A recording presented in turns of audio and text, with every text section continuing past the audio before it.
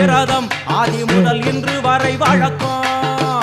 அம்மனுக்கு விரதம் ஆதி முதல் இன்று வரை வழக்கம். சமயபுரத்தில்